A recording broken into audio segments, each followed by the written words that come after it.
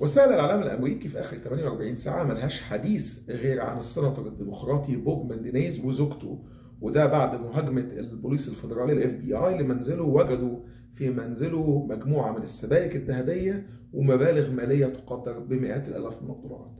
إيه حكاية بوب ماندينيز وإيه حكاية مراته وتورطه في علاقات مع الحكومة المصرية في قضية رشوة وفساد كبيرة؟ كل دي حاجات هنعرفها في حلقة النهاردة. أنا أيمن أمير وحضرتك بتتفرج على من أمريكا معايا.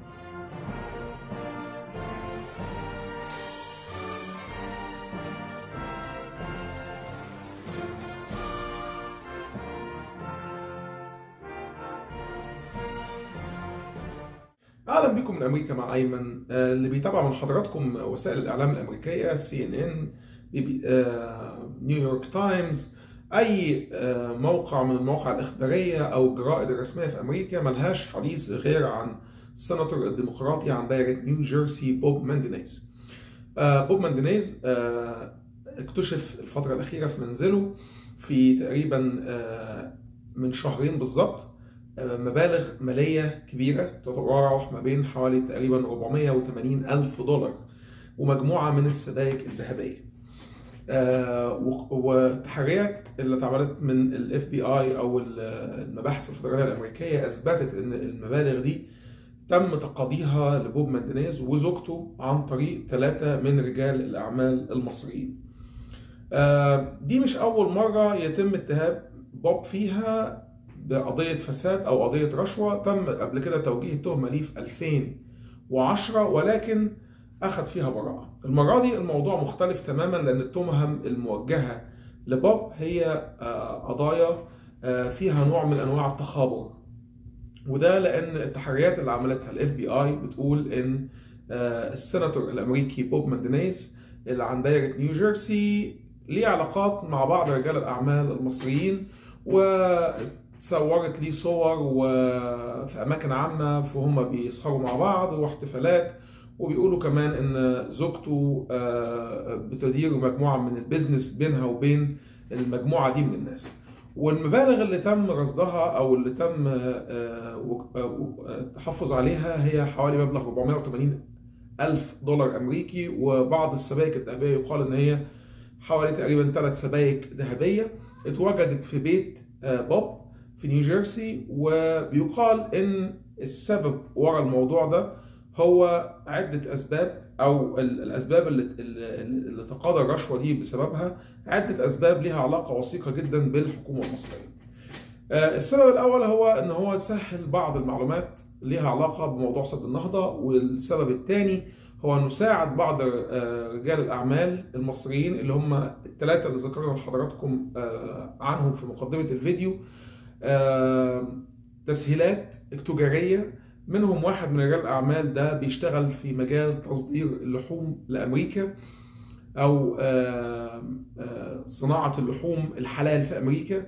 والقانون الأمريكي بيقف ضد موضوع الاحتكار. هو سهل بنفوذه أن يحصل نوع من أنواع الاحتكار لهذا يعني الشخص أو رجل الأعمال المصري، أنه يحتكر النوع ده من اللحوم اللي هي اللحوم الحلال علشان يتربح من خلال منصبه فيها.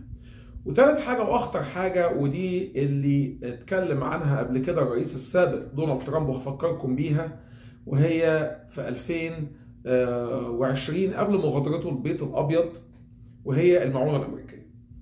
في مشاكل عن المعونة الأمريكية اللي بتقدم لمصر من 2010، من قبل ما الرئيس الأمريكي دونالد ترامب يسيب البيت الأبيض، وكانت سببها بيرجع ل 2009 لما الحكومة المصرية استغلت جزء من 2020 لما بترجع الموضوع ده ل 2019 لما الحكومة المصرية استغلت المبالغ اللي جات لها في المعونة الأمريكية علشان تشتري سلاح من روسيا بالفلوس اللي جالها من المعونة الأمريكية. وكان طلع فيها الرئيس الأمريكي السابق دونالد ترامب واتكلم وقال إحنا ليه كأمريكيين ندي لمصر معونة في حين ان هم بياخدوا فلوس المعونة وبيشتروا بيها سلاح من روسيا.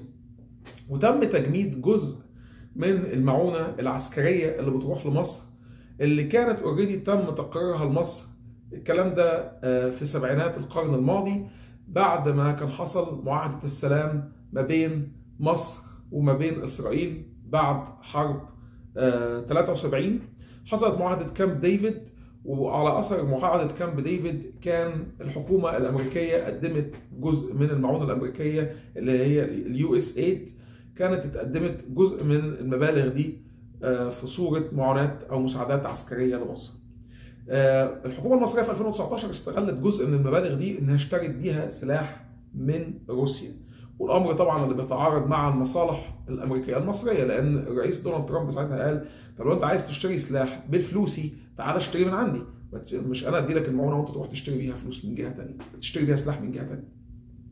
الموضوع بس مش كده، كمان في 2023 يعني في بداية مارس بعد انضمام مصر في شهر جولاي أو في شهر يونيو لما أعلنت مصر نيتها للانضمام لبريكس، وتم الانضمام لبريكس فعلا في أغسطس 2023، الحكومة الأمريكية قررت كمان تجميد مبلغ تاني في حكومة بايدن بما يعادل تقريبا حوالي مبلغ 258 مليون دولار من فلوس المعونة الأمريكية.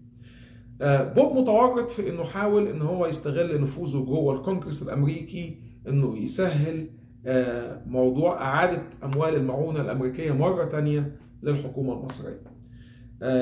دي طبعا كل وسائل الاعلام الامريكية سواء المرئية او المقروءة اتكلمت عن الموضوع ده، وموضوع كبير جدا.